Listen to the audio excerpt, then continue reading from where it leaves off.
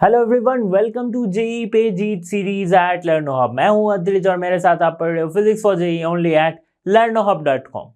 learnohub.com एक ऐसा platform है जहां पे आपको मिलेंगे हर एक चैप्टर, जैसे कि फिजिक्स, केमिस्ट्री, मैथमेटिक्स के हर एक चैप्टर्स के सारे लेक्चर्स बिल्कुल फ्री।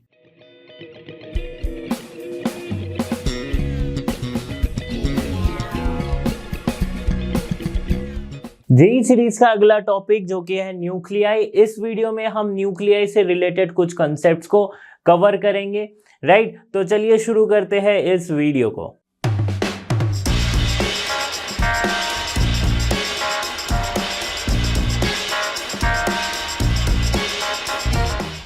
तो स्टार्ट करते हैं वीडियो की with the topic nuclear structure. अब न्यूक्लियर स्ट्रक्चर क्या है? देखो, रदरफोर्ड ने बता दिया था कि न्यूक्लियस करके कुछ एक चीज है जो कि उसके एक्सपेरिमेंट से उसे एक ऑब्जर्वेशन मिला था कि कुछ एक चीज है जिससे टकरा के वापस से वो पार्टिकल जो है वो डिफ्लेक्ट हो रही है, फिर कुछ एक पार्टिकल जो है वो वापस भी आ रही, मतलब एक डिफ्लेक्शन हो रहा था। डिफ्लेक्शन होने के लिए जरूर उसमें कोई एक पार्टिकल होगी एटॉम्स के बीच में, जिसे हम कह रहे हैं क्या? न्यूक्लियस। ये किसने कहा था? रदरफोर्ड ने कहा था। रदरफोर्ड को फादर ऑफ न्यूक्लियर फिजिक्स भी कहा जाता है क्योंकि उन्होंने पहली बार न्यूक्लियस की ये आइडिया जो है वो दी थी। अब ये जो न्यूक्लियस है इसकी स्ट्रक्चर क्या है, ये क्या है एक्चुअल में? न्यूक्लियस हम कह रहे हैं एक पॉजिटिवली चार्ज चीज है या फिर पॉजिटिवली चार्ज पार्टिकल है, बट ये है क्या एक्चुअली? इसको हम समझेंगे न्यूक्लियर स्ट्रक्चर में, ठीक है। तो न्यूक्लियस, और प्लूरल में इसे न्यूक्लियाई भी कहते हैं, is actually a positively charged region at the centre of the atom, ठीक है। At the centre of the atom, बिल्कुल सेंटर में रहती है। और क्या है, इसमें दो और सब एटॉमिक पार्टिकल्स होती है जो कि है proton and neutron. The particles are protons and neutron. तो जो प्रोटॉन है उसमें क्या है? वो पॉजिटिवली चार्ज होती है, एंड न्यूट्रॉन जो कि न्यूट्रल होती है। तो ये दोनों सब एटॉमिक पार्टिकल मिलके न्यूक्लियस बनते हैं और दोनों एक दूसरे से टाइटली बाउंड होते हैं, ठीक है। क्या कहा मैंने? कि न्यूक्लियस एक पॉजिटिवली चार्ज रीजन है जो कि बिल्कुल सेंटर में रहती है एटॉम्स के, और उसके अंदर दो सब एटॉमिक पार्टिकल्स होती है। एटॉम से भी छोटे पार्टिकल्स, सब एटॉमिक पार्टिकल्स होती है जो कि आपस में they are tightly bound to each other, and that we are calling as nucleus, ठीक है। an atom is mostly the empty space with the orbiting negative particle that is electron. ये तो हम जानते हैं। तो इसका स्ट्रक्चर कुछ इस तरह से दिख रहा है। देखिए, ये ऑरेंज वाली जो है इसे हम अगर न्यूट्रॉन कंसीडर करें, जो येलो वाली है पॉजिटिव चार्ज उसे हम प्रोटॉन कंसीडर कर रहे हैं, ओके। तो ये दोनों मिला के क्या हो रही है? न्यूक्लियस। और बाकी इलेक्ट्रॉन के बारे में तो पता है कि जो एक अपने ऑर्बिट को मेंटेन करके मूव किए जा रही है, ओके। ये सब हमने एटॉम्स में पढ़ा है, ठीक है। So this is the nucleus and these are the orbiting electrons. समझ में आ गई बात? देखो, यहां पे इमेज में अच्छे से बताया गया है प्रोटॉन्स और न्यूट्रॉन्स क्या क्या है। न्यूट्रॉन में चार्ज नहीं होती है, प्रोटॉन पॉजिटिवली चार्ज होती है, ओके। नाउ मूविंग ऑन, अगर मैं बात करूं कि प्रोटॉन्स में अगर चार्ज होती है तो कितनी चार्ज होती है, तो ये तो आपको पता है, पहले से आप इलेक्ट्रोस्टैटिक में भी पढ़े हो कि प्रोटॉन की जो चार्ज है, चार्ज ऑफ प्रोटॉन, ये कितनी है? That is 1.6 into 10⁻⁻⁻19 coulomb, right. Positively charge. Electron में सेम चार्ज होती है बट नेगेटिवली चार्ज। अब अगर बात करें मास ऑफ प्रोटॉन, प्रोटॉन की मास क्या है? 1.672 इंटू 10⁻⁻27 kg, ओके। न्यूट्रॉन की बात करें, अच्छा, प्रोटॉन का आइडिया किसने दिया था? प्रोटॉन का आइडिया दिया था एक साइंटिस्ट गोल्डस्टीन ने, ठीक है। गोल्डस्टीन ने दिया था, ओके। अब बात करते हैं दूसरे सब एटॉमिक पार्टिकल जिसे हम कह रहे हैं न्यूट्रॉन। तो न्यूट्रॉन में चार्ज तो नहीं होती, न्यूट्रॉन इज न्यूट्रल, कोई चार्ज नहीं है उसमें। और न्यूट्रॉन की मास की बात करूं अगर, मास of neutron that is around 6.74 into 10⁻⁻27 kg, ठीक है। तो ऑलमोस्ट अगर आप देखोगे कि प्रोटॉन की जो मास है और न्यूट्रॉन की मास है वो क्या है? सिमिलर है। वो क्या है? सिमिलर है। तो हम ये कंसिडर कर सकते हैं। ओके, तो न्यूक्लियर स्ट्रक्चर में हमने क्या जाना कि न्यूक्लियस में दो सब एटॉमिक पार्टिकल्स है, प्रोटॉन और न्यूट्रॉन, जो कि आपस में टाइटली बाउंड होके रह सकते हैं। अब एक एलिमेंट है सपोज ए, इसके न्यूक्लियस को या फिर इस एटॉम को हम कैसे दिखाते हैं, ये तो आप केमिस्ट्री में भी पढ़े हो कि एटॉमिक नंबर और मास नंबर से। तो जो मास नंबर होती है, मास नंबर मतलब इसकी जो एटॉमिक मास है, उसे हम क्या लिखते हैं, number of proton plus number of neutron, ये लिखते हैं। मास नंबर को हम डिफाइन करते हैं ए से, और that is number of proton जिसे कहते हैं Z प्लस N। ठीक है, A equals to Z plus N। Zn क्या है मैं बता देता हूं, देखो Z को हम कहते हैं atomic number, atomic number, this is also defined as number of protons। बहुत इंपॉर्टेंट है, केमिस्ट्री में आप पढ़ चुके हो। ठीक है, ओके, अब बात करते हैं n की। तो n क्या है, नंबर ऑफ न्यूट्रॉन।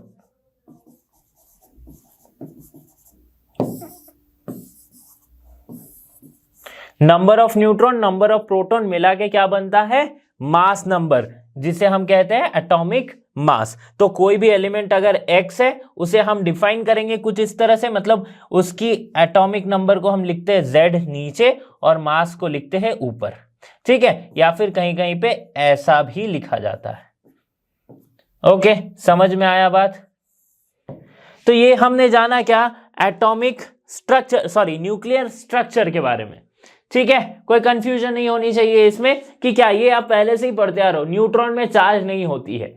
ओके, अब बात करते हैं इसके यूनिट्स की, बात करते हैं एटॉमिक मास यूनिट की। तो जैसे कि केमिस्ट्री में भी आप पढ़े हो, एटॉमिक मास क्या होती है कि it is 1/12 mass of a carbon 12 atom.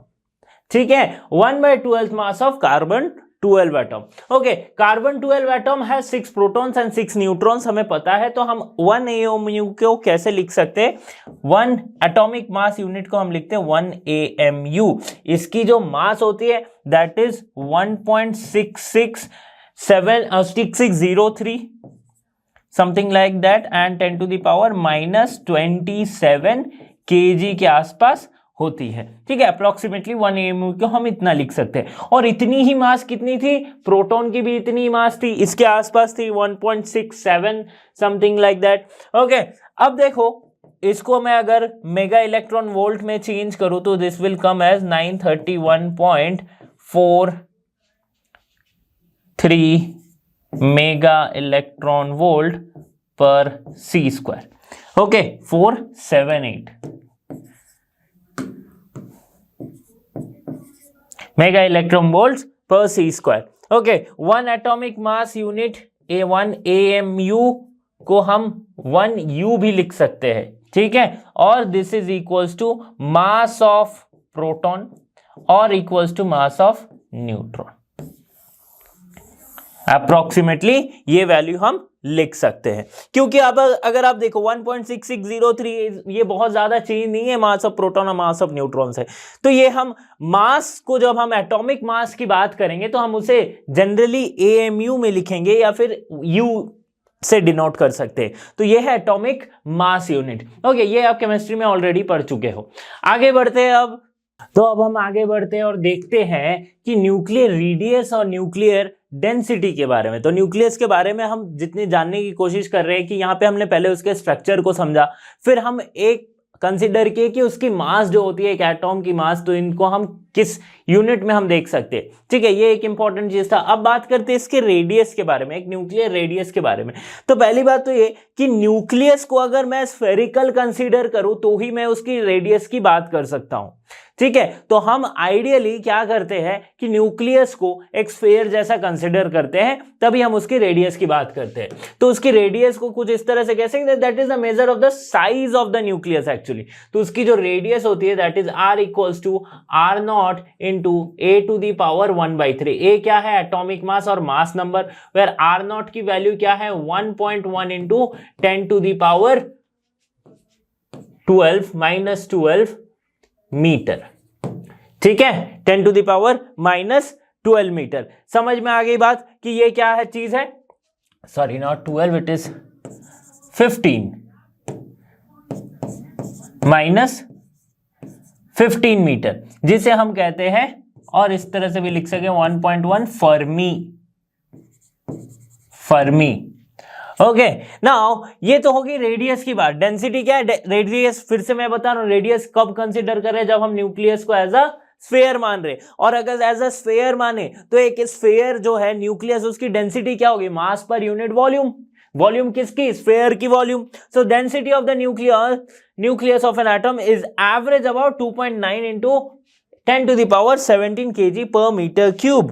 पर मीटर क्यूब। तो अगर डेंसिटी को रो में मानता हूं, that is mass per unit volume. Volume क्या है, अगर स्फेयर कंसिडर किया तो 4/3 पाई आर क्यूब, यही तो वॉल्यूम है। आर के जगह पे ये वाली वैल्यू पुट करेंगे, सो m/4/3 पाई आर के जगह पे R not cube into A to the power 1/3 है, ए टू दी पावर 1/3 का क्यूब करेंगे तो क्या आ जाएगा, सिंपली ए आ जाएगा। ओके, मास को अगर मैं कंसीडर करता हूं, सपोज एएमयू है, ए, सपोज इसकी मास जो है वो ए है, एटॉमिक मास जो है ये ए है, 4/3 पाई आर नॉट की वैल्यू क्या है, 1.1 into 10 to the power minus 15, और ए को ऐसे रखने देते हैं, so A will cancel out. अब अगर आप सॉल्व करोगे तो आपको मिलेगा 3/4 into 3/4 pi into 1/1.1 into 10 to the power minus 15 का क्यूब। ठीक है, यहां पे देखो क्यूब छूट गया, क्यूब लगा लेना, का क्यूब। ओके, तो इस तरह से अगर मैं सॉल्व करूंगा तो मुझे जो डेंसिटी मिलेगी ऑफ द न्यूक्लियस, तो वो क्या हो जाएगी, 2.9 into 10 to the power 17। Density जो मिलेगी वो क्या हो जाएगी, 2.9 into 10 to the power 17 kg per metre cube. ठीक है, ये इसकी डेंसिटी हो गई। समझ में आ गई बात। तो ये देखो यहां पे मैंने कंसीडर किया है कि मास के जगह पे मैं ए डाला हूं। ए क्या है, एटॉमिक मास। अब एटॉमिक मास, न्यूक्लियस की मास, इसमें कंफ्यूज नहीं होना। एक्चुअल में एटॉमिक मास में क्या बताया था, एटॉमिक मास क्या होती है, A equals to Z/n, Z plus N. Z क्या है, नंबर ऑफ प्रोटॉन, n क्या है, नंबर ऑफ न्यूट्रॉन। दोनों के मास को जोड़ेंगे तो मुझे क्या मिल रहा है, एटॉमिक मास। सॉरी, दोनों नंबर्स को जोड़ेंगे तो हमें क्या मिल रहा है, एटॉमिक मास, जिसे हम न्यूक्लियस के मास में भी मैंने पुट किया है।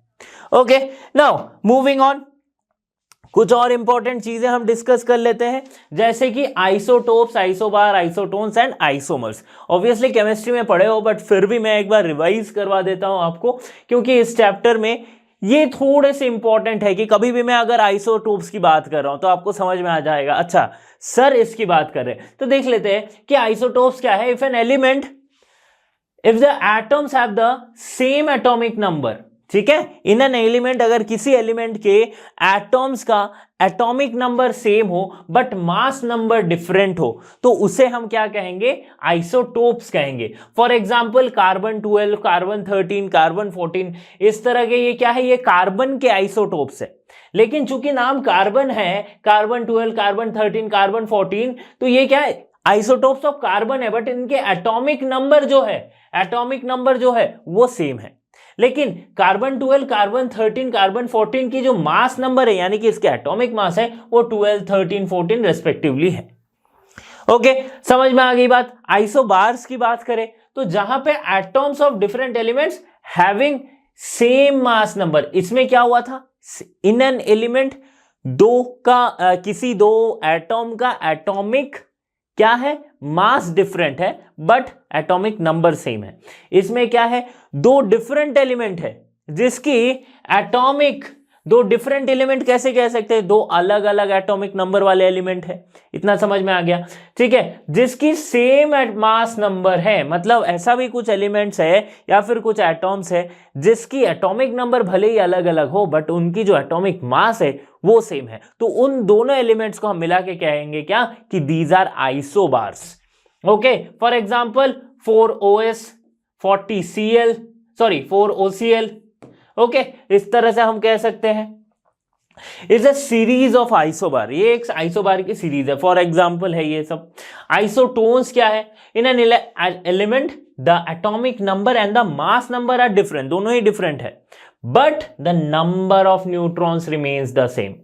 ठीक है, number of neutrons remains the same. जैसे कि 6C14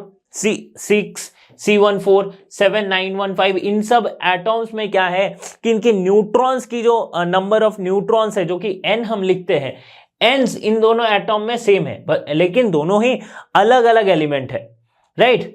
atomic number and mass number दोनों की अलग अलग है। Okay, moving on to isomers.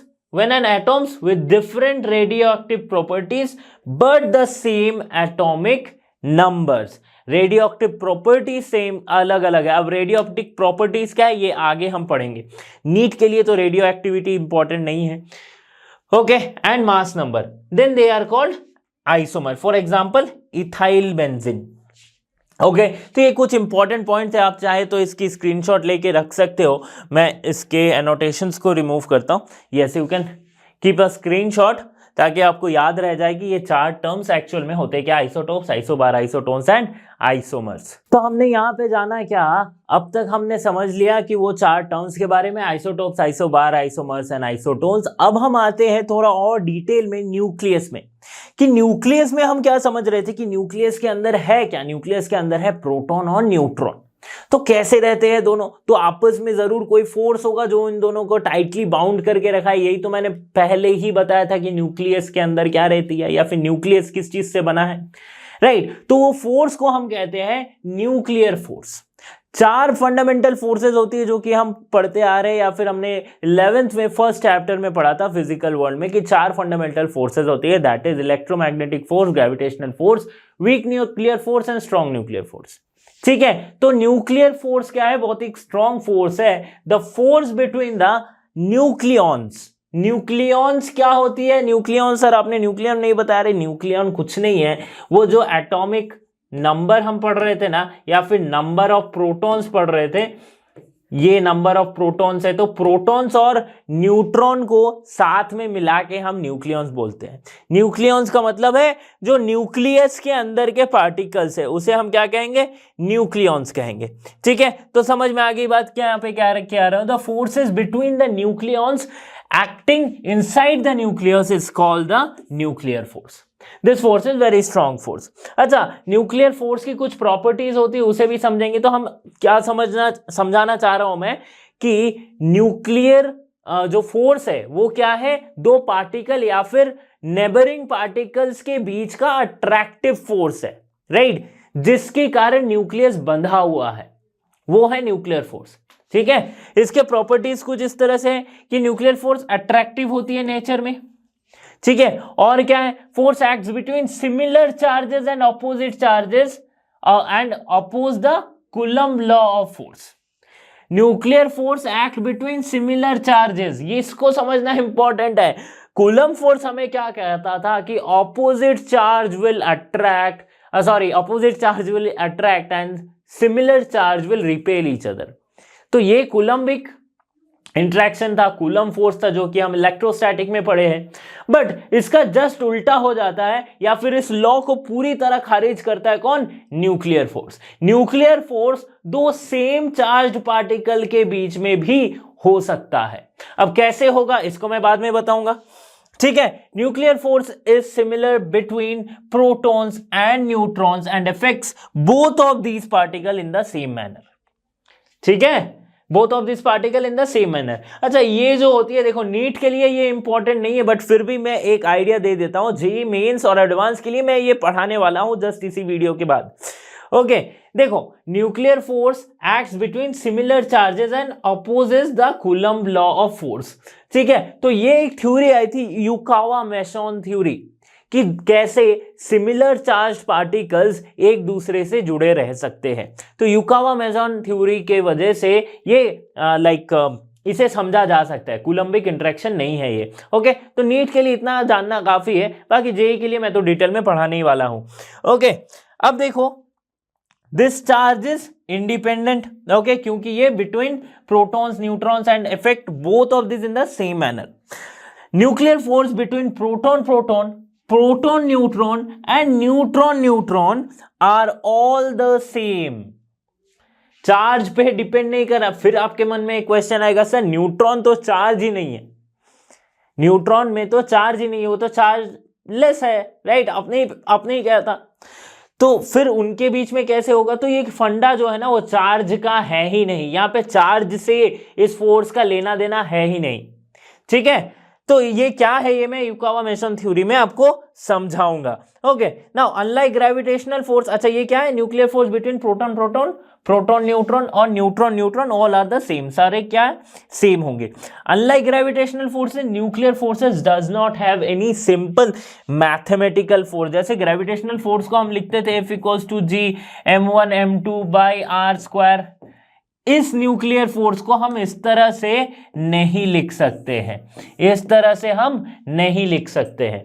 Okay, कोई मैथमेटिकल एक्सप्लेनेशन इस न्यूक्लियर फोर्स का नहीं है. तो इसका मतलब क्या हुआ पता है? न्यूक्लियर फोर्सेस से रिलेटेड कोई न्यूमेरिकल नहीं बनता है. ओके, चलो आगे बताते हैं.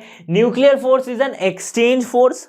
Exactly, exchange force. ये वाली जो टर्म आ गई ना, ये वाली जो टर्म आ गई ना, इसी से न्यूक्लियर फोर्स क्या है और ओरिजिन क्या है न्यूक्लियर फोर्स का, इसे हम समझ सकते हैं कि न्यूक्लियर फोर्स कुछ एक एक्सचेंज कर रहा है आपस में, तभी जाके ये फोर्स है, चार्ज से रिलेटेड नहीं है.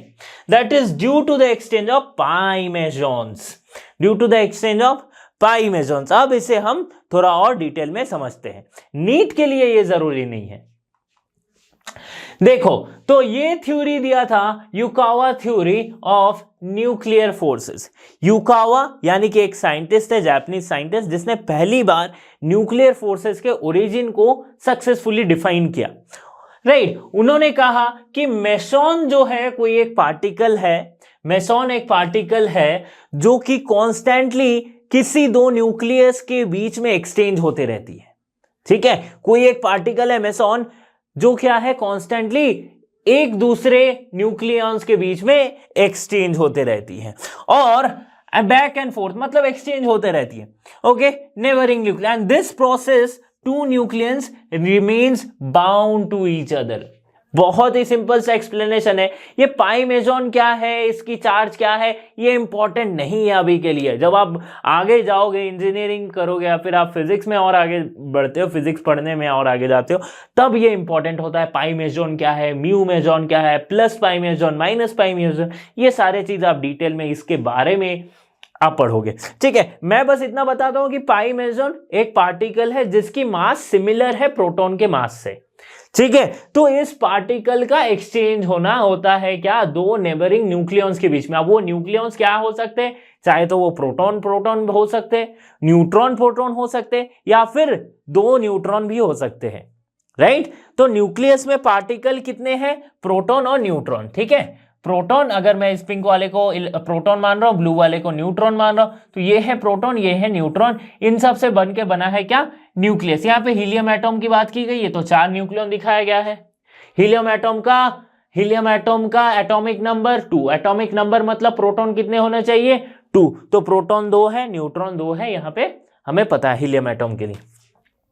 अब देखो, ये जो साथ में जुड़े हुए हैं, क्यों जुड़े हुए हैं, क्योंकि हर दो एटम के बीच में पाई मेसॉन नाम के कोई एक पार्टिकल जो है उसका एक्सचेंज चल रहा है, कंटिन्यूअसली उसका एक्सचेंज चल रहा है नेबरिंग एटम से, ठीक है. अब कंटिन्यूअसली एक्सचेंज चल रहा है मतलब क्या, आप इतना समझो कि आप यहां पे खड़े हो और आपका फ्रेंड यहां पे खड़ा है, आप कंटिन्यूअसली एक बॉल को पास कर रहे हो, ठीक है. बॉल को छोटे से डिस्टेंस में, एक आपके हाथ में एक बॉल है और आप क्या कर रहे हो, बार बार उसे पास कर रहे हो. तो आपने उसको पास किया, उसने आपको पास किया, आपने उसको पास किया, उसने आपको पास किया, ठीक है. बस आपने क्या रखा है, ये डिस्टेंस को ना फिक्स रखा है.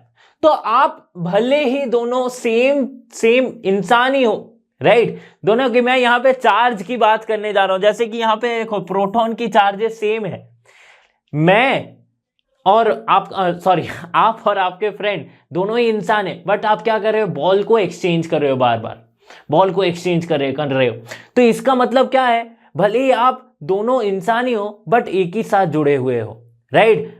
आप मतलब यहां पे मैं क्या एनालॉजी देना चाह रहा हूं कि दोनों सेम चार्ज है बट साथ में जुड़े हुए हैं, ठीक है। भले ही वो आपका अच्छा दोस्त ना भी हो, फिर भी जब भी आप बॉल आप एक्सचेंज कर रहे हो आप उसके साथ जुड़े हुए हो, ठीक है। जैसे आपने एक्सचेंज करना बंद किया, आपका अच्छा दोस्त नहीं, आप बोले तुम घर जाओ, ठीक है, ऐसा नहीं करना है। जस्ट एक एनालॉजी दे रहा हूं, समझ में आ रही बात कि क्या चल रहा है यहां पे। तो ये जो इंटरेक्शन है वो तीन तरह के हो सकते हैं, या तो प्रोटॉन प्रोटॉन के बीच का हो सकता है, न्यूट्रॉन न्यूट्रॉन के बीच का हो सकता है, या फिर प्रोटॉन और न्यूट्रॉन के बीच का हो सकता है। प्रोबेबिलिटी यही कहती है ना, दो पार्टिकल इंटरेक्शन किस तरह से करेंगे, तीन तरह से करेंगे। ओके, अब देखो कि प्रोटॉन प्रोटॉन इंटरेक्शन होगा तो क्या होगा, ठीक है। एक चीज और मैं बताता हूं कि यहां पे जो पार्टिकल एक्सचेंज हो रही है ना, जो पार्टिकल एक्सचेंज हो रही है, तो एक प्रोटॉन ने अगर पाई मेसॉन को एक्सचेंज किया, दूसरे को दिया, तो वो उसमें कुछ चेंजेस आएगी।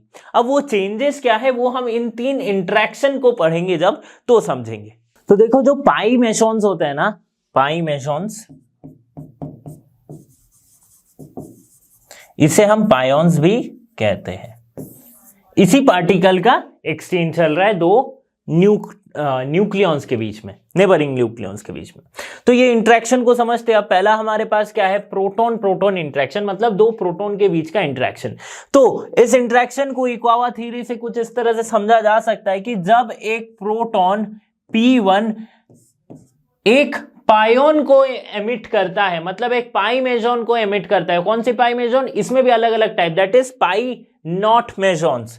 पाई नॉट मेसॉन्स को अगर एमिट करे तो ये एक नया प्रोटॉन बन जाएगा, दैट इज P1 डैश, ठीक है। वैसे ही अगर किसी प्रोटॉन में एक पाई नॉट मेसॉन का, पाई जीरो मेसॉन का अगर एब्जॉर्प्शन हो तो फिर ये एक नया प्रोटॉन बन जाएगा, पाई 2 डैश, राइट, स्क्वायर नहीं डैश, ठीक है। इस तरह से हम समझ सकते हैं। तो प्रोटॉन प्रोटॉन इंटरेक्शन में क्या उनसे पार्टिकल का एक्सचेंज हो रहा है, पाई नॉट मेसॉन का, पाई जीरो मेसॉन या पाई नॉट मेसॉन कह सकते हैं।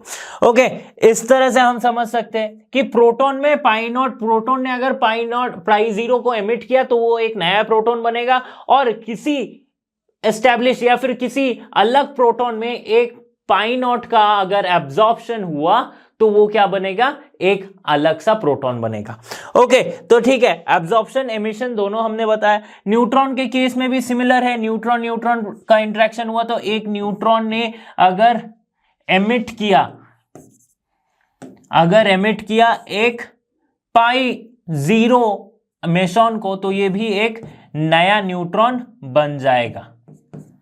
सिमिलर टाइप, एक न्यूट्रॉन में अगर पाई जीरो मेसॉन का एब्जॉर्प्शन हुआ तो भी ये एक नया न्यूट्रॉन बन जाएगा। यहां पे भी हम क्या देख रहे हैं, पाई जीरो का एक्सचेंज चल रहा है, ठीक है। अब एक कंफ्यूजन अगर आपके दिमाग में आया है तो आप ध्यान से सुन रहे हो और पढ़ रहे हो, और अगर नहीं आया है तो ये कंफ्यूजन लेके आओ, नहीं तो मैं ही डालता हूं ये कंफ्यूजन कि क्या है, कि यहां पे मैं कह रहा हूं कि जनरली क्या होती है, ये है हमारा एटॉम, इसमें है न्यूक्लियस, न्यूक्लियस अगर हीलियम की बात करूं तो इसमें 4 न्यूक्लियॉन है, 2 न्यूट्रॉन 2 प्रोटॉन।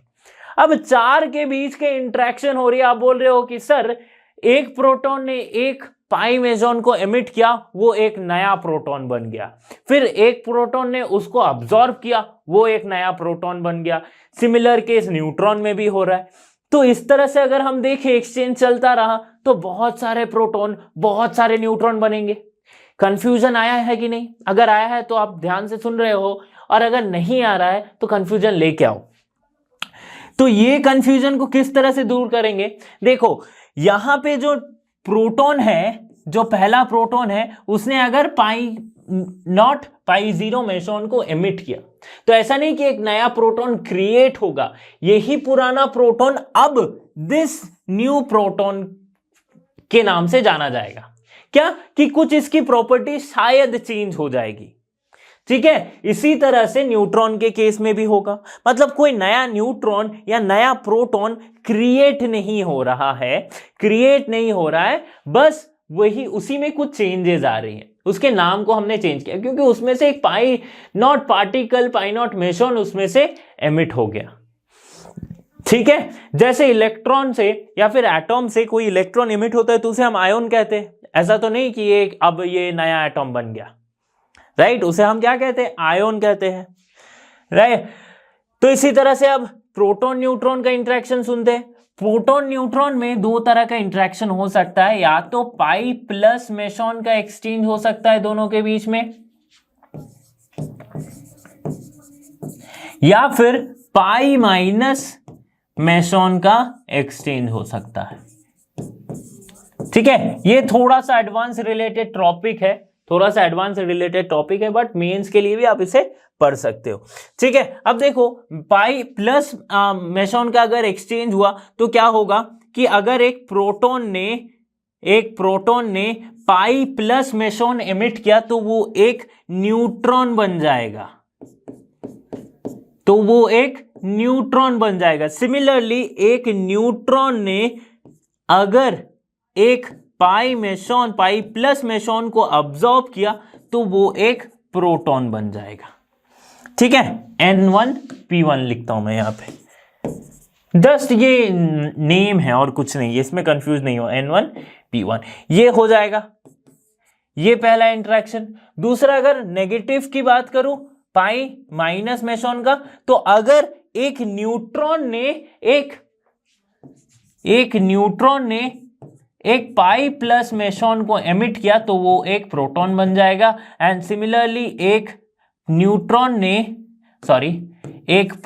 ने एक पाई माइनस आयन को अब्सॉर्ब किया तो वो एक न्यूट्रॉन बन जाएगा। अच्छा, यहां पे माइनस होगा, है ना, यहां पे माइनस होगा, समझ में आ गई बात। तो ये है पाई प्लस मेसॉन एक्सचेंज, ये है पाई माइनस मेसॉन एक्सचेंज। इस एक्सचेंज को, इस इंटरेक्शन को मैं डिटेल में जैसे मैं समझा रहा था, तो इससे एक हम डॉग बोन एनालॉजी से समझ सकते हैं। कौन सी एनालॉजी? Dog bone analogy.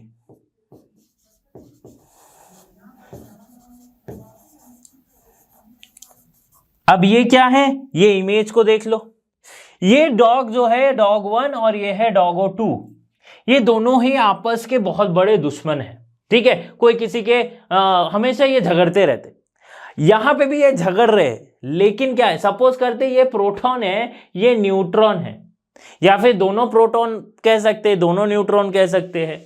ठीक है, कुछ भी आप कह लो।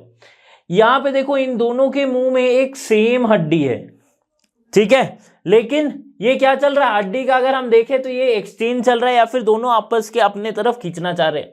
तो इसको दो न्यूक्लियॉन्स हम मान सकते हैं, ये एक पार्टिकल है, ये दूसरी पार्टिकल है, दोनों के बीच में भले ही कोई सिमिलरिटी यानी कि चार्जेस का डिफरेंस नहीं है, फिर चार्ज का ऑब्वियसली डिफरेंस है, बट उसे हम कंसीडर ना भी करें तो भी ये क्यों बंधे हुए, इस हड्डी के वजह से बंधे हुए। ये हड्डी क्या है इस केस में, ये हड्डी है पाई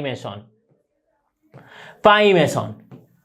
ठीक है, तो ये हड्डी का जो एक्सचेंज चल रहा है या फिर पाई मेसॉन का जो एक्सचेंज चल रहा है, इसीलिए दो न्यूक्लियस आपस से जुड़े हुए हैं, दो न्यूक्लियस आपस में जुड़े हुए हैं। इसमें चार्ज का कोई खेल नहीं है, क्योंकि आपको पता है कि प्रोटॉन क्या है, पॉजिटिवली चार्ज है, न्यूट्रॉन क्या है, कोई चार्ज ही नहीं है, तो आपस में अट्रैक्शन कैसे होगा। और दो प्रोटॉन है तो उनके बीच में रिपल्शन होना चाहिए, बट न्यूक्लियस तो स्टेबल है बहुत, मतलब वैसे न्यूक्लियस अनस्टेबल भी होते हैं, बट न्यूक्लियस जस्ट वो बंधे हुए प्रोटॉन अंदर के जो भी न्यूक्लियस है साथ में। ओके, तो ये डॉग बोन एनालॉजी से हम समझ सकते, दोनों ही डॉग आपस के दुश्मन हो सकते हैं, लेकिन इस हड्डी के चक्कर में भले ये झगड़ रहे हो, लेकिन ये दोनों पास पास है ना, दोनों पास पास है, ये दिन भर ऐसे रह जाएंगे, दोनों पास पास है। ओके, समझ में आ गई बात कि प्रोटॉन न्यूट्रॉन या फिर न्यूट्रॉन प्रोटॉन और प्रोटॉन प्रोटॉन इंटरेक्शन क्या होती है। आइंस्टीन्स मास एनर्जी इक्विवेलेंस, जो कि पूरे फिजिक्स में या फिर पूरे आइंस्टाइन की जो सबसे फेमस इक्वेशन जिसे हम कहते हैं E = mc², जिसे फिजिक्स कुछ भी नहीं पता है लेकिन ये इक्वेशन पता रहता है, तो उसी के बारे में डिस्कस करेंगे। मास एनर्जी इक्विवेलेंस क्या कहता है कि मास और एनर्जी जो है वो इंटर कन्वर्टेबल है। क्या है वो? इंटर कन्वर्टेबल है। अगर मास है तो उसमें बहुत ज्यादा एनर्जी होगी, राइट। मास एनर्जी में चेंज हो सकती है, एनर्जी मास में चेंज होता है। सो इस इक्विवेलेंस से हम चेंज इन एनर्जी जो है उसको मैं लिख सकता हूं mc²। अगर मैं सपोज करता हूं 1 kg मास के लिए, 1 kg मास के लिए, तो डेल्टा ई क्या हो जाएगी 1 इंटू c² यानी 3 इंटू 10⁸ का स्क्वायर। ठीक है, so this will something around 9 into 10⁻16 joule. अगर यही 1 kg यानी, और अगर मैं 1 एटॉमिक मास यूनिट के लिए करता हूं 1 एटॉमिक मास यूनिट मतलब कितनी kg, दैट इज 1.6 इंटू 10⁻⁻27, ये कितनी आ जाएगी इंटू 9 इंटू 10⁻16। ठीक है, ये कितना जूल में, इसको इलेक्ट्रॉन वोल्ट में लिखूं तो इलेक्ट्रॉनिक चार्ज से डिवाइड करना पड़ेगा, that is 1.6 into 10⁻⁻27 into 9⁻16 by 1.6 into 10⁻⁻19। ठीक है, चार्ज आप माइनस में लिख सकते हो। So this will come something around 931.15 mega electron volt. मैं सिर्फ मैग्नीट्यूड लिख रहा हूं, ओके, सिर्फ मैग्नीट्यूड लिख रहा हूं। मतलब यहां से हमें क्या पता चल रहा है, 1 एटॉमिक मास यूनिट में अराउंड 931.5 मेगा इलेक्ट्रॉन वोल्ट की एनर्जी होती है। ठीक है, mass defect and binding energy. ठीक है, मास डिफेक्ट मतलब क्या है, मास डिफेक्ट मतलब क्या है, देखो न्यूक्लियस के केस में ये ऑब्जर्व किया गया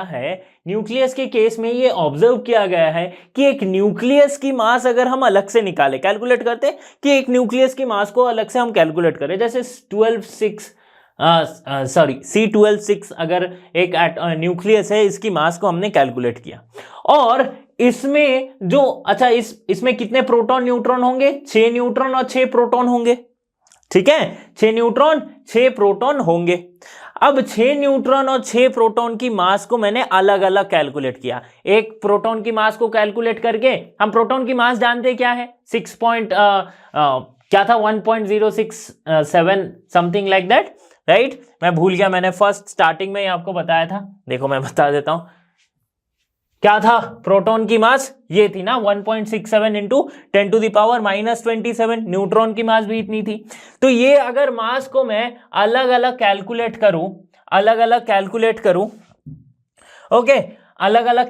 करूं, तो मुझे जो मिल रहा है वो क्या हो रही है, वो मास ज्यादा हो रही है, बट एक्चुअल न्यूक्लियस की मास कम है, तो ये जो एक इनडिस्क्रिपेंसी आया है, मतलब क्या कि अगर मेरे हाथ को काट के अगर इसकी वजन ली जाए, इस हाथ को काट के वजन ली जाए, और मेरे बॉडी की अलग से वजन ली जाए, ठीक है, साथ में सब कुछ जोड़ के, और फिर हर एक बॉडी पार्ट का अलग अलग वजन किया जाए, तो अगर ऐसा देखने मिले कि मेरी बॉडी की वेट 70 kg है, राइट, और अलग अलग पार्ट्स को हम काट के जब वेट कर रहे हैं, एक एक की वेट करके जब जोड़ रहे हैं, तब उसकी केजी कुछ 75 kg के आसपास आ रही है। तो ऐसा क्यों हो रहा है? न्यूक्लियस के केस में ऐसा हुआ, ह्यूमन बॉडी में ऐसा नहीं होगा, मैं जस्ट एक नॉर्मल एनालॉजी दिया हूं। न्यूक्लियस के केस में ऐसा हुआ, ठीक है, तो उसे हम कहेंगे क्या, मास डिफेक्ट। और ये मास डिफेक्ट क्यों आया, बिकॉज ऑफ सम एनर्जी। अब ये एनर्जी कैसी है, अच्छा, मास डिफेक्ट और एनर्जी की बात हम करेंगे। ये एनर्जी को हम कहेंगे क्या, बाइंडिंग एनर्जी। क्या कहेंगे, binding energy. The additional mass is accounted for binding energy. मतलब क्या, बाइंडिंग एनर्जी क्या होती है, जैसे अब लैटेंट हीट पढ़े थे कि हम टेम्परेचर बढ़ा रहे हैं, स्टेट चेंज उसका होगा, तब कुछ उसकी टेम्परेचर नहीं चेंज हो रही थी। क्यों? क्योंकि उसमें जो हम एक्स्ट्रा हीट डाल रहे थे वो क्या है, उसकी स्टेट को चेंज करने में जा रही थी। ये लैटेंट हीट वाला कंसेप्ट था। कुछ उसी तरह से एनालॉजी लगाओ यहां पे। क्या है कि जब न्यूक्लियॉन्स को आपस में बांधा जा रहा है, ठीक है, अलग अलग बहुत सारे प्रोटॉन्स है, सपोज हाइपोथेटिकली सोचो, अलग अलग बहुत सारे प्रोटॉन्स और न्यूट्रॉन्स है, मैं क्या करूंगा, सबको मिला के एक न्यूक्लियस बनाते, तो उस न्यूक्लियस को बनाने में, आपस में जो बनने में, उसे जितनी एनर्जी जा रही है, जितनी एनर्जी जा रही है वो कहां से एनर्जी आ रही है, वो वही मास डिफेक्ट जो है उसी की वजह से ये एनर्जी है। ठीक है, अकाउंटेड फॉर बाइंडिंग एनर्जी। ठीक है, it is the energy which is released when a nucleus is formed. इसीलिए जो न्यूक्लियस की अगर हम मास करेंगे वो क्या है, वो कम होगी, और अलग अलग करके प्रोटॉन और न्यूट्रॉन की मास करेंगे तो वो उससे ज्यादा होगी। ठीक है, समझ में आ गई बात? ओके, ड्यू टू दिस, अच्छा इसको अच्छे से पढ़ लेते हैं। When a nucleus is formed, some of the mass is converted into energy. Some of the mass is converted into energy. Latent heat में क्या पढ़ रहे थे? When a state is change, some of the heat is invested in changing the state, not increasing the temperature. Temperature को ना बढ़ा के state को चेंज करने में लैटेंट हीट यूज हो रही थी। वैसे ही कुछ मास जो है वो एनर्जी में चली गई, जो कन्वर्ट हो गई एनर्जी में, ताकि वो बाउंड हो सके, कुछ तो एनर्जी देनी पड़ेगी, राइट? और इसे क्या कहा जा रहा है, वो कौन सी कितनी मास थी, वो मास डिफेक्ट वाली जितनी मास थी। ठीक है, अब हम इस एनर्जी को कैसे निकालेंगे? हम जितना मास डिफेक्ट हुआ उस हिसाब से एनर्जी निकाल सकते हैं, क्योंकि हमने इससे पहले क्या देखा था? इससे पहले हमने ये देखा था कि एक एटॉमिक मास यूनिट में 931.5 मेगा इलेक्ट्रॉन वोल्ट एनर्जी होती है। तो मास डिफेक्ट जो है वो भी कुछ एक मास है, यानी कि उसमें कितनी एनर्जी होगी वो हमें पता चल जाएगी, और वो एनर्जी जो होगी वो बाइंडिंग एनर्जी होगी। ठीक है, समझ में आ रही है बात? Okay, so due to this reason the actual mass of the atomic nucleus is less than the mass of particles it is made up of. ठीक है, इसको थोड़ा अच्छे से दिखाए तो देखो, ये इमेज से समझो कि एक न्यूक्लियस है, इसमें बाइंडिंग एनर्जी है, तभी ये जाके एक न्यूक्लियस बना हुआ है। मतलब अगर इसे मैं सेपरेट करूं तो इससे कुछ एक एनर्जी रिलीज हो जाएगी, राइट? और सेपरेटेड न्यूक्लियस कुछ इस तरह से दिखेंगे। इसका वाइस वर्सा आप अगर करके देखो कि बहुत सारे न्यूक्लियॉन्स है, इनको मिला के अगर एक न्यूक्लियस बनाया जाए तो इसकी जो कुछ मास है वो इसके एनर्जी में, एनर्जी कौन सी एनर्जी? इनको जोड़ने में जो एनर्जी लगेगी, बाइंड करने में जो एनर्जी लगेगी, उसमें वेस्ट हो जाएगी। ओके, तो अगर मैं मास डिफेक्ट की बात करूं तो उसे हम डिनोट करते हैं डेल्टा एम से। डेल्टा एम क्या है? ये क्या है? Actual mass of the nucleus, sorry, mass of the nucleons minus actual mass of nucleus.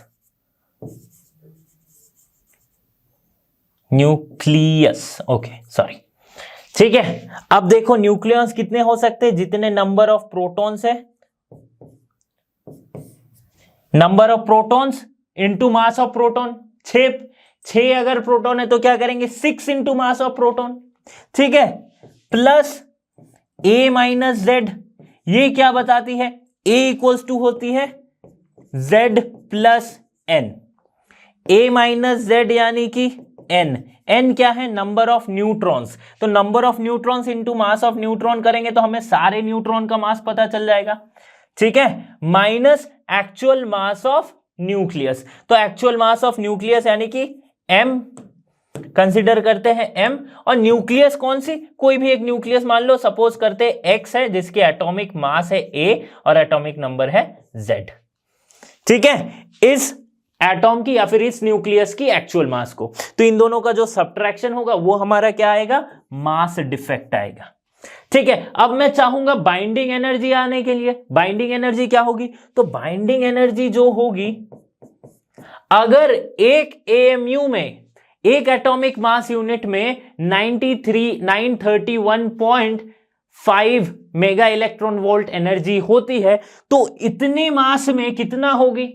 तो सिंपली सी हम बात करेंगे, इतने मास यानी कि Z into mass of proton plus A minus Z into mass of, sorry this is mass of neutron, MN लिखना चाहिए यहां पे, है ना, MN। वैसे आप मास ऑफ प्रोटॉन भी लिख सकते हैं क्योंकि मास ऑफ न्यूट्रॉन और मास ऑफ प्रोटॉन हम सेम कंसीडर करते हैं, बट फिर भी MN मैं लिख रहा हूं, minus mass of this actual nucleus ZA और एक एटॉमिक मास यूनिट में अगर 931.5 इलेक्ट्रॉन वोल्ट है तो इसमें कितना होगी इंटू 931.5 इलेक्ट्रॉन वोल्ट। ठीक है, ये हम कहेंगे क्या बाइंडिंग एनर्जी। ये क्या है मास डिफेक्ट, मतलब बाइंडिंग एनर्जी क्या है mass defect into 931.5 electron volt. समझ में आ गई बात, कोई कंफ्यूजन नहीं होनी चाहिए इसमें कि मास डिफेक्ट या फिर बाइंडिंग एनर्जी क्या है। इससे बेस्ड क्वेश्चंस पूछा जाता है नीट के एग्जाम में, जेई के एग्जाम में, एडवांस में भी पूछा जाता है। अब एक इंपॉर्टेंट सी ग्राफ आ जाती है that is binding energy per nucleon versus A यानी कि एटॉमिक मास की। तो अलग अलग जितने भी रेडियो एक्टिव जितने भी हमारे पीरियोडिक टेबल में जितने भी एलिमेंट्स है उनके बाइंडिंग एनर्जी पर न्यूक्लियन का ग्राफ उसके एटॉमिक मास से। ठीक है, तो हम क्या देख रहे हैं यहां पे कि ग्राफ कुछ इस तरह से दिख रहा है, ये ग्राफ कुछ इस तरीके से दिख रहा है। इसको मैं अगर दूसरे इंक से बनाऊं, सो दिस इज समथिंग लाइक ये, ओके कुछ इस तरह से हमारा ग्राफ दिख रहा है। यहां से हमें यह समझ में आ रहा है, यहां से देखो यहां पे क्या हो रही है कि जब फिजन हम फ्यूजन पढ़ेंगे तब इस ग्राफ को एक बार मैं फिर से समझाऊंगा कि फिजन फ्यूजन क्या होती है। फिजन फ्यूजन है न्यूक्लियर रिएक्शंस है कुछ, ठीक है, फ्यूजन रिएक्शन फिजन रिएक्शन। तो यहाँ पे जो मेटल्स है, यहाँ पे जो एलिमेंट्स है वो फ्यूजन हो रहे हैं, यहाँ पे जो इस लाइक पाथ से इस तरफ जो हो रहे हैं उसे हम फिशन हो रही है यहाँ पे। ठीक है, और बीच में ये जो लाइन जो ब्लू पाथ आपको दिख रही है, थोड़ी सी रेंज जो दिख रही है अराउंड 60 एटॉमिक मास नंबर के आसपास, वो क्या है जहां पे न्यूक्लियाइड्स जो है वो स्टेबल है, राइट, जहां पे बहुत ही वेरी स्टेबल है। ओके, अब देखो जैसे जैसे यहाँ पे हम देख रहे हैं ग्राफ का नेचर कुछ इस तरह से, इस पे क्या ऑब्जर्वेशन हम ले सकते हैं, इससे हम ये ऑब्जर्व कर सकते हैं the maximum binding energy per nucleon is around 8.57 mega electron volt for mass number A equals to 56। ठीक है, ये देखो A equals to 56 के आसपास जो है यहां पे इसकी मैक्सिमम वैल्यू है ना, और वो मैक्सिमम वैल्यू कितनी है 8.75 mega electron volt, 8.75 mega electron volt. Minimum binding energy per nucleon is around 7.6 mega electron volt for mass number A equals to 238। Minimum binding energy per nucleon कहां पे आ जा रही है, इस रीजन में आ जा रही है। ठीक है, इस रीजन में आ जा रही है। ओके, अभी हम बात करते हैं, अभी हम अगर बात करें अब थोड़ा इस वाले पॉइंट पे हम ध्यान देंगे that is for mass number greater than 30 and less than 170। इस वाले मास नंबर में हम क्या देख रहे हैं कि जो बाइंडिंग एनर्जी है वो कांस्टेंट हो रही है। ये मास नंबर कहां से स्टार्ट हो रहा है, देखो यहां से 30 से, सो 30 से ये जो 170 वाली रेंज है लाइक समथिंग अराउंड दिस, ये वाली जो रेंज है इसमें आप देखो बाइंडिंग एनर्जी पर न्यूक्लियन जो है वो ऑलमोस्ट कांस्टेंट है, नियरली कांस्टेंट, थोड़ी बहुत ऊपर नीचे हो सकती है, नियरली कांस्टेंट है, राइट। बट इस रीजन में देखो कैसा ड्रास्टिक चेंज हो रहा है कि यहाँ पे मास नंबर क्या है, इस यहां से देखो ये सब की मास नंबर ऑलमोस्ट 40 से नीचे ही है, लेकिन चेंज आप देख सकते हो किस तरह से हो रही है, लेकिन इस वाले रीजन में ऑलमोस्ट कांस्टेंट रह रहा है। ओके, तो ये हमें पता चल रहा है इस पॉइंट से। Okay, now binding energy EBN मतलब binding energy is low for both light nucleus and heavy nucleus. तो न्यूक्लियस अगर बहुत ज्यादा हेवी हो तो बाइंडिंग एनर्जी पर न्यूक्लियन जो है वो भी कम होगी, और बाइंडिंग एनर्जी अगर न्यूक्लियस बहुत ज्यादा छोटा भी हो that is A is less then 30, मतलब मास नंबर अगर छोटे एलिमेंट्स की बात कर रहे तो 30 से नीचे, देखो 30 से नीचे इस रीजन में और इस रीजन में, ठीक है, दोनों ही रीजन में क्या चल रहा है कि मास बाइंडिंग एनर्जी जो पर न्यूक्लियन है वो क्या है, कम है, वो क्या है, कम है। तो इस तरह से हम कुछ इस ग्राफ को देख सकते हैं। रेडियो एक्टिविटी बहुत ही एक इंपॉर्टेंट टॉपिक हो जाता है अगर हम इसे एडवांस के पॉइंट ऑफ व्यू से देखें तो, ठीक है, काफी क्वेश्चंस इसमें से पूछे गए हैं। ओके, अब रेडियो एक्टिविटी का चैप्टर आपको नीट से तो हटा दिया गया है, मेंस में शायद एक क्वेश्चन पूछ सकते हैं, बट जनरली मेंस में भी नहीं पूछा जा रहा है। मेंस में पिछले कुछ सालों तक पूछा जा रहा था, अब देखते हैं कि क्या होता है। ओके, तो रेडियो एक्टिविटी का मतलब क्या? रेडियो एक्टिविटी का डिस्कवर किसने किया था फर्स्ट? तो साइंटिस्ट बेक्वेरेल ने डिस्कवर किया था अराउंड 1918 और 1913, I don't remember the exact date. Okay, तो बेक्वेरेल साइंटिस्ट ने इसे साइंटिस्ट जिनका नाम बेक्वेरेल था, इन्होंने डिस्कवर किया था फर्स्ट रेडियो एक्टिविटी का। रेडियो एक्टिविटी क्या है? तो बहुत सारे एटॉम्स होते हैं ऐसे जिसके न्यूक्लियस के पास कुछ एक्सेस अमाउंट ऑफ एनर्जी होती है, ठीक है, और इस एक्सेस अमाउंट ऑफ एनर्जी के कारण वो क्या करती है, वो बहुत ही अनस्टेबल रह जाती है। वो न्यूक्लियस जो है वो बहुत अनस्टेबल होती है। अनस्टेबल होने के कारण वो क्या करती है, कॉन्स्टेंटली कुछ रेडिएशन को एमिट करते जाती है, कुछ स्पॉन्टेनियस कुछ रेडिएशन को एमिट करती है। सिर्फ रेडिएशन एमिट नहीं, खुद डीके होके रेडिएशन को एमिट करती है, राइट। और रेडिएशन के साथ साथ कुछ एनर्जी भी मिलती, ठीक है। तो इसी रेडियो एक्टिविटी के कंसेप्ट में आगे बढ़ बढ़कर अगर आप बहुत ज्यादा इसके डीप में जाओगे तो आपको समझ में आएगा कि रेडियो एक्टिविटी के वजह से हमें जो न्यूक्लियर एनर्जीज है, यूरेनियम 238, 235, जो भी थोरियम, इस तरह के जो एलिमेंट्स का डिस्कवर हुआ वो बिकॉज ऑफ रेडियो एक्टिविटी ये डिस्कवर, या फिर हमें पता चला कि ये न्यूक्लियस जो है ये रेडियो एक्टिव न्यूक्लियस होती है, ठीक है। Nuclear reactor, atomic bomb, nuclear bomb, ये सारे इस रेडियो एक्टिविटी से इनकी शुरुआत होती है, ठीक है। तो इतने डिटेल में हम नहीं जाएंगे, हम सिर्फ समझेंगे कि रेडियो एक्टिविटी क्या होती है। रेडियो एक्टिविटी क्या है? Process by which unstable atomic nucleus spontaneously decay करती है, और उस डीके के जब वो डीके हो रही है तब उसमें क्या हो रहा है, वो एमिट करती है आयोनाइजेशन रेडिएशन को इन फॉर्म्स ऑफ डिफरेंट पार्टिकल्स और इलेक्ट्रोमैग्नेटिक वेव्स। पार्टिकल्स और इलेक्ट्रोमैग्नेटिक वेव्स के फॉर्म में ये आयोनाइजेशन रेडिएशन को एमिट करती है और साथ ही साथ ये खुद भी डीके हो रही है। Okay, the process occurs in elements with unstable nuclei. जैसे कि मैंने कहा था कि अनस्टेबल न्यूक्लियाई है, क्यों? क्योंकि उसमें बहुत ज्यादा एक्सेस एनर्जी हो जाती है और मास, ठीक है। मास एनर्जी इक्विवेलेंस, चाहे एक्सेस मास हो चाहे एक्सेस एनर्जी हो, ठीक है। तो इसी तरह से जो यूरेनियम की जो फॉर एग्जाम्पल यूरेनियम जो एटॉम है या फिर यूरेनियम न्यूक्लियस है, उसके एटॉमिक मास नंबर जो है वो 238 है, right. 238, that's a huge mass, right. तो बहुत ज्यादा मास मतलब बहुत ज्यादा न्यूक्लियस बहुत भारी है। इसका मतलब क्या? उसमें एक्सेस अमाउंट ऑफ एनर्जी है। तो ऐसा नहीं कि सारे बिगर मासेस जो है वो रेडियो एक्टिव होती है, उनके कुछ कुछ आइसोटोप्स जो है वो रेडियो एक्टिव हो सकते हैं। इस पे जब आप बहुत ज्यादा डिटेल में जाओगे तो आपको समझ आएगा।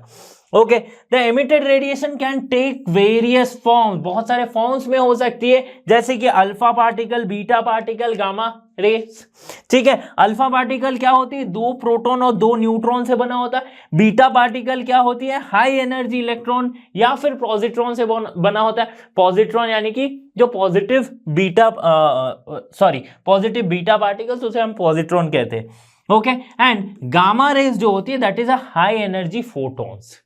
गामा रेज जो होती है वो हाई एनर्जी फोटॉन्स, ओके। तो इस तरह से कुछ एक अनस्टेबल, अगर ये न्यूक्लियस बहुत ज्यादा अनस्टेबल है तो इसमें से रेडिएशन निकल सकता है, या तो अल्फा पार्टिकल के फॉर्म में, गामा रेज के फॉर्म में, बीटा के फॉर्म में, ठीक है। इस तरह से ये रेडिएट या फिर डीके हो सकता है, okay.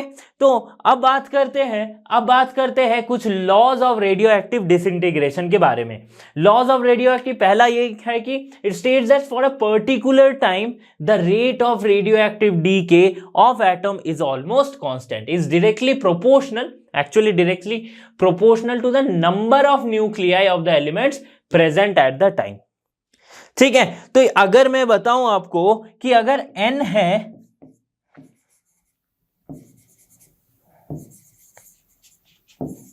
Number of undecayed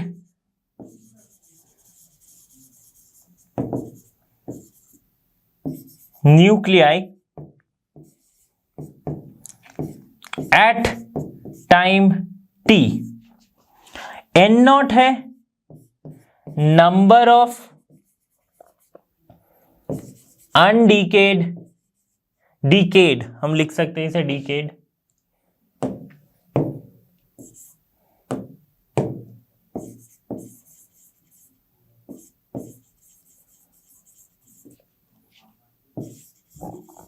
undecayed nuclei initially मतलब जब टाइम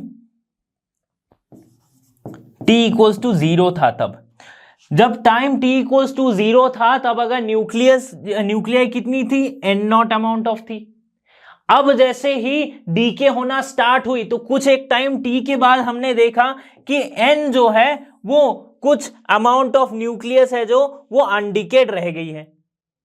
ठीक है, तो इसके इक्वेशन को मैं कुछ इस तरह से दिखा सकता हूं, that is n equals to n naught into e to the power minus lambda t, और n by n naught equals to e to the power minus lambda t. ठीक है, और ये जो लैम्डा है इसे हम कहते हैं क्या, डीके कांस्टेंट, डीके कांस्टेंट कहते हैं। ठीक है, अब देखो ये एन नॉट क्या है, number of undecayed nucleus at time t equals to 0। Initially इतनी न्यूक्लियस थी, फिर क्या हुई, फिर ये रेडियो एक्टिव न्यूक्लियस जो वो डीके होना स्टार्ट हुई। तो टी टाइम के बाद जब हमने देखा तो हमने देखा कि एन अमाउंट ऑफ न्यूक्लियस जो है वो बची हुई, अभी तक अनडीके नहीं हुई। तो कितनी न्यूक्लियस जो डीके हो चुकी है, सपोज उसे हम अगर एन डैश लिखते हैं तो n dash equals to n naught minus n. ठीक है, इस तरह से हम देख सकते। तो ये जो ग्राफ है that is number of nucleons या और न्यूक्लियाई, अनडीकेड न्यूक्लियाई का ग्राफ हम बना रहे टी के साथ। तो ये ग्राफ कुछ इस तरह से आएगी, क्योंकि ये वेरी कर रही है e to the power t से e to the power minus lambda t से। ओके, तो यही कह रहा था फर्स्ट लॉ या फिर laws of radio active disintegration का, कि ये जो for a particle at time t the rate of radioactive disintegration, radioactive disintegration यानी कि dNdt, rate of radioactive disintegration is directly proportional to n, the number of nuclei. ठीक है, that means dNdt is directly proportional to n. ठीक है, इसी equation से हमने ये डिराइव कर सकते हैं। मैं बस डायरेक्टली इसमें यहाँ पे फॉर्मूला लिख रहा हूं। Okay, this can be further expressed at dn dt equals to minus lambda n, where lambda is the proportionality constant, और जिसे हम डीके कांस्टेंट भी कहते हैं, ओके, समझ में आ गई बात करते हैं displacement laws of radio activity की। ये जो रेडियो एक्टिविटी हो रही है, ये हमने पिछले यहाँ पे हमने जो पढ़ा था वो किस फॉर्म में हो सकती है, वो लिखा गया था कि 3 फॉर्म में हो सकती है, या तो अल्फा पार्टिकल, बीटा पार्टिकल या फिर गामा रेस के फॉर्म में। ठीक है, तो यहाँ पे 3 फॉर्म में हो सकती है। तो तीनों फॉर्म को देखते हैं कि डिस्प्लेसमेंट लॉ, अगर अल्फा पार्टिकल का डीके हुआ तो क्या होगा, बीटा पार्टिकल का डीके हुआ तो क्या होगा। तो देखो, when a nuclide emits alpha particle, जब एक न्यूक्लियाइड अल्फा पार्टिकल को एमिट करती है तो उसकी मास नंबर जो है वो 4 से रिड्यूस हो जाती है, और एटॉमिक नंबर 2 से क्या हो जाती है, रिड्यूस हो जाती है। तो सपोज अगर एक्स ए जेड है, तो इसने अगर सपोज अल्फा पार्टिकल का डीके किया, अल्फा पार्टिकल डीके हुआ, मतलब अल्फा पार्टिकल रिलीज किया, not alpha particle decay, it is अगर अल्फा पार्टिकल इसने रिलीज किया, ये क्या है, एक रेडियो एक्टिव न्यूक्लियाई है। ठीक है, न्यूक्लियस है, इसने अल्फा पार्टिकल का एमिट किया। अल्फा पार्टिकल क्या होती है, हीलियम 24 न्यूक्लियस जो होती है, इसे हम अल्फा पार्टिकल कहते हैं। ठीक है, तो न्यूक्लियस का जब भी रेडियो एक्टिविटी का ये डिसइंटीग्रेशन हो रहा है या फिर जब ये डीके हो रही है, तो क्या हो रही है, एक अल्फा पार्टिकल रिलीज हो रही है। साथ ही साथ हमें क्या पता है, एनर्जी बहुत सारी रिलीज होती है। ओके, तो ये जो nucleus after decaying, after emitting alpha particle, ये क्या हो जाएगा, इसकी एटॉमिक मास जो है या फिर मास नंबर वो 4 से घट जाएगी और एटॉमिक नंबर 2 से घट जाएगी। ठीक है, so we can write A-4। अगर ये 38 है, फॉर एन एग्जाम्पल अगर मैं लिखता हूं यूरेनियम 238, कुछ भी नाम लिखो, यहां पे कोई एलिमेंट लिखा, सपोज करते हैं 100 और यहां पे है 20। ठीक है, तो इसकी एलिमेंट, ये जो एलिमेंट है आफ्टर अल्फा पार्टिकल डीके, ये क्या हो जाएगी 96 और ये क्या हो जाएगी 18।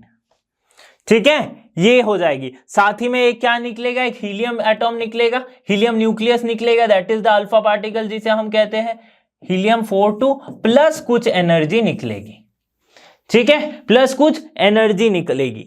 ओके, अगर बीटा पार्टिकल का एमिशन हुआ, अगर न्यूक्लियस ने बीटा पार्टिकल को एमिट किया तो मास नंबर जो है वो अनचेंज रहेगी, बट एटॉमिक नंबर जो है वो 1 से बढ़ जाएगी। That means XAZ will become Y। दूसरी कोई एक लाइक इसकी आइसोटोप के जैसे हम कह सकते हैं, no not isotope, not isotope. Okay, simply आप इतना समझो कि एटॉमिक नंबर इसकी चेंज हो जाएगी, 1 से इंक्रीज हो जाएगी, एटॉमिक मास जो है वो सेम रहेगी। तो ये कौन क्या हो गया, आइसोबार हो गया। ठीक है, आइसोबार हो गया। ओके, साथ ही साथ यहां पे क्या निकला, एक बीटा माइनस या फिर बीटा पार्टिकल, इसे हम क्या कह रहे हैं, बीटा पार्टिकल। और एक इंटरेस्टिंग सी पार्टिकल निकली जिसे हम कहते हैं क्या, anti neutrino. Anti neutrino, okay, plus energy. तो ये कब होगा, बीटा पार्टिकल का एमिशन होगा तब। अब ये एंटी न्यूट्रिनो जो है वो पहले से ही न्यूट्रॉन में प्रेजेंट नहीं है, वो पहले से ही आई मीन न्यूक्लियस में पहले से प्रेजेंट नहीं है। अगर तो आपने कह सकते थे कि जब आप न्यूक्लियॉन्स के बारे में बता रहे थे, प्रोटॉन न्यूट्रॉन के बारे में, तो आप एंटी न्यूट्रिनो के बारे में क्यों नहीं बताए। तो एंटी न्यूट्रिनो जो है वो न्यूक्लियस में प्रेजेंट नहीं रहता है। जब न्यूट्रॉन का डिसइंटीग्रेशन होता है तब एंटी न्यूट्रिनो जो है वो रिलीज होती है या फिर एमिट होती है। ठीक है, तो एक न्यूट्रॉन अगर ये डिसइंटीग्रेट हो तो डिसइंटीग्रेट होके ये प्रोटॉन बनती है। जब ये बीटा नेगेटिव पार्टिकल को या बीटा माइनस पार्टिकल को रिलीज करती है या फिर एमिट करती है, तब यहां पे एक एंटी न्यूट्रिनो रिलीज होता है। ओके, वैसे ही अगर एक प्रोटॉन न्यूट्रॉन में कन्वर्ट हो, यहां पे क्या हुआ, न्यूट्रॉन ने एक प्रोटॉन में कन्वर्ट हुआ, वैसे ही अगर एक प्रोटॉन न्यूट्रॉन में कन्वर्ट हो तो ये न्यूट्रिनो को रिलीज करती है। और साथ ही साथ इसका इंटीग्रेशन जो होता है, ये डिसइंटीग्रेशन जो होता है कौन सा होता है, बीटा पॉजिटिव पार्टिकल का। तो इसे हम कहते हैं, बीटा पॉजिटिव पार्टिकल को हम क्या कहते हैं, पॉजिट्रॉन। क्या कहते हैं, पॉजिट्रॉन। और इसको हम क्या कहेंगे, न्यूट्रिनो। ठीक है, इसको ये न्यू बार क्या है, एंटी न्यूट्रिनो। न्यू से अगर हम लिखें तो ये है न्यूट्रिनो। तो समझ में आया कि अगर एक न्यूट्रॉन प्रोटॉन में कन्वर्ट हो रही है तो एंटी न्यूट्रिनो को रिलीज करेगी। और प्रोटॉन में कब कन्वर्ट होगी, जब वो minus beta particle, sorry minus beta नहीं, या फिर नेगेटिव बीटा पार्टिकल को एमिट करेगी। अगर एक प्रोटॉन पॉजिटिव बीटा पार्टिकल को एमिट करे तो वो एक न्यूट्रॉन बन जाएगी।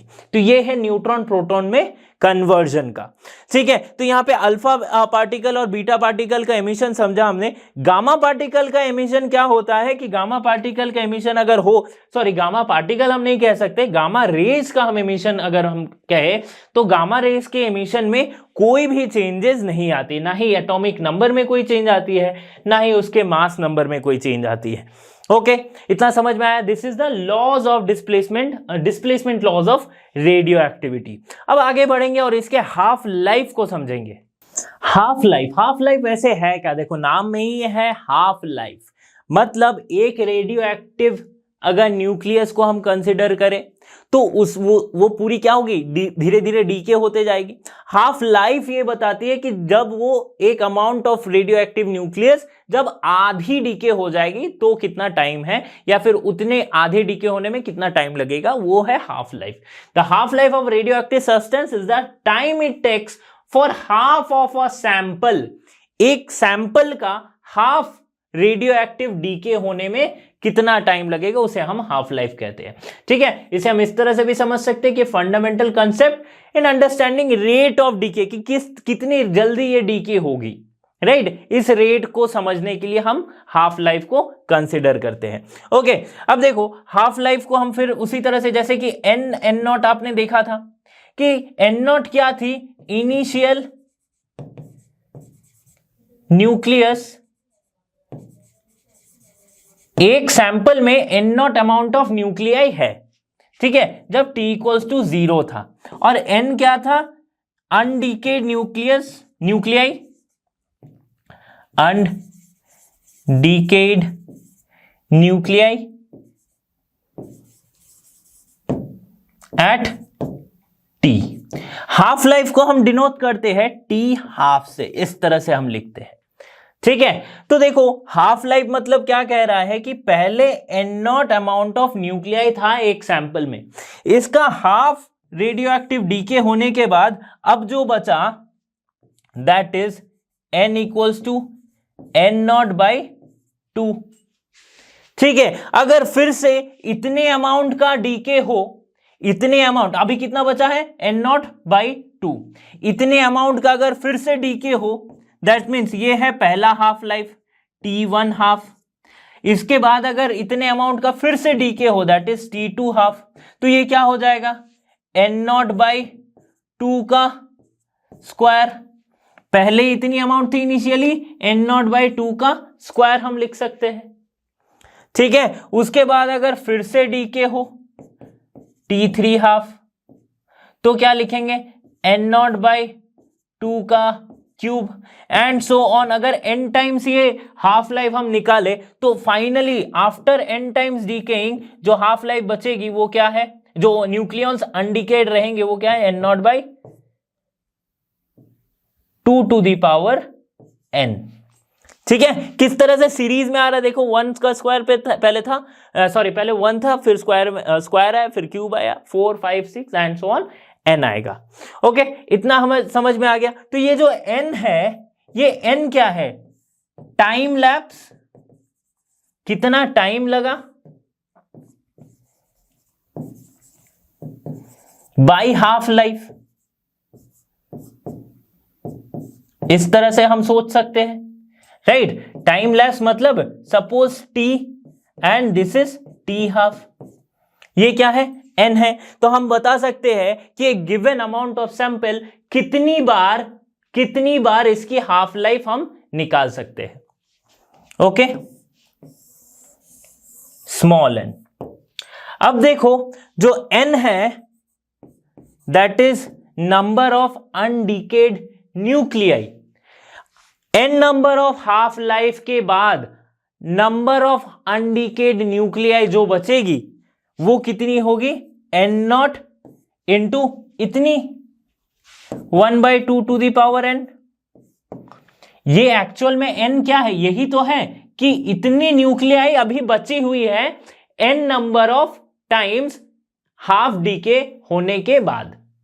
ठीक है, तो ये हम लिख सकते हैं और इसे हम मान लेते हैं रेडियो एक्टिविटी का एक बहुत ही इंपॉर्टेंट सा equation, n equals to n naught into 1 to the half to the power n, where n is time by half life, small t by t half। ठीक है, हम एक और इक्वेशन जानते हैं, इसको मैं यहां पे डिनोट जो करते हैं इसको मैं इधर लिख देता हूं, t half, that is n equals to होती है क्या n naught into e to the power minus lambda t, where lambda is the decay constant. तो इन दोनों इक्वेशन से मैं t हाफ की वैल्यू को निकाल सकता हूं and that will come around 0.693 into by lambda. ठीक है, ये तीन इक्वेशंस काफी इंपॉर्टेंट हो जाते हैं और इससे बहुत सारे क्वेश्चन जो आपके हैं वो सॉल्व हो जाएंगे। ओके, तो इस तरह से हम इसे लिख सकते हैं। कैसे डिरो, इसको इक्वेशन 1 मानो, इसको इक्वेशन 2 मानो। ठीक है, इस वैल्यू के जगह पे इस इक्वेशन में एक ये वाली वैल्यू पुट कर दोगे तो आपके पास क्या आएगी, e to the power minus lambda t equals to 1/2 to the power n। ठीक है, इसी तरह से सॉल्व करोगे, दोनों तरफ लॉगरिथम करोगे तो आपको क्या मिल जाएगा, टी हाफ की वैल्यू मिल जाएगी 0.693 बाई लैम्डा। तो ये हमने हाफ लाइफ के बारे में समझा। ओके, नेक्स्ट हम जाते हैं मीन लाइफ के बारे में, बात करते हैं मीन लाइफ की और एवरेज लाइफ की। तो मीन लाइफ क्या है, एक एवरेज लाइफ स्पैन है एक रेडियो एक्टिव एटम का, राइट, उसके एग्जिस्टेंस का एवरेज लाइफ स्पैन। एग्जिस्टेंस बोले तो जब तक ये ना पूरी डिसइंटीग्रेट नहीं या फिर पूरी डीके नहीं हो जाती तब तक का इसका लाइफ स्पैन है एवरेज, जिसे हम डिनोट करते हैं टाउ से और लिखते हैं 1/λ। Lambda is the decay constant, इसी का रेसिप्रोकल होता है क्या, मीन लाइफ। ओके, बहुत कुछ इंपॉर्टेंट इसमें है नहीं। आगे बढ़ते एक्टिविटी को समझते हैं और radio activity substance, activity of A radio activity substance. Activity क्या है, जनरली अगर हम सिंपल सी बात करें तो ये रेट ऑफ डिसइंटीग्रेशन हम कह सकते हैं। ओके, लैम्डा, अब ये ए को हम लिखते हैं minus d delta n delta t equals to lambda n, ठीक है, क्योंकि इसको हम माइनस लैम्डा लिख सकते हैं, मतलब माइनस तो पहले से लैम्डा लिख सकते हैं। इन कैलकुलस फॉर्म इसे हम लिखेंगे a equals to minus dn dt equals to lambda n, ठीक है। तो ये इससे एक दो क्वेश्चंस कभी कभी पूछे जाते हैं। बेसिकली क्या होता है, a of a source consisting of particular radioactive nuclear at a particular time, तो उसकी एक्टिविटी को हम इस तरीके से निकाल सकते हैं। इसे हम नॉर्मली हम नेम दे सकते हैं rate of disintegration. Okay, rate of disintegration, समझ में आ गई बात। अच्छा, एक्टिविटी हो या रेडियो एक्टिविटी हो, इसकी यूनिट जो होती है वो होती है बेक्वेरल में। किस में होती है? बेक्वेरल। बेक्वेरल कहां से इंस्पायर्ड है या फिर कहां से ये इसको नाम को दिया गया है? From the scientist Becquerel. BQ लिखते हैं बेक्वेरल को।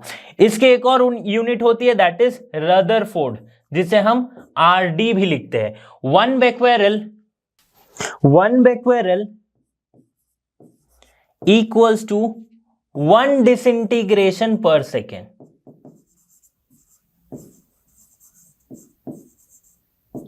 ग्रेशन पर सेकेंड, जिसे हम DPS भी कहते हैं। तो इस तरह से हम लिख सकते हैं, यहां पे भी मैं लिख के दिखाता हूं। 1 बेक्वेरल BEC और BQ को हम लिख सकते हैं 1 DPS disintegration per second. Rutherford जो होती है, रदरफोर्ड यूनिट जिसे हम RD कह रहे हैं, तो 1 RD equals to 10 to the power 6 DPS। Okay, इसकी एक और यूनिट होती है जिसे हम कहते हैं क्यूरी, जिसे हम लिखते हैं CI से। So 1 CI equals to 3.7 into 10 to the power 10 DPS, ठीक है, 10 to the power 10 DPS। 1 curie का मतलब होता है 1 gram of radium, pure radium का रेडियो एक्टिविटी, रेडियम का रेडियो एक्टिविटी।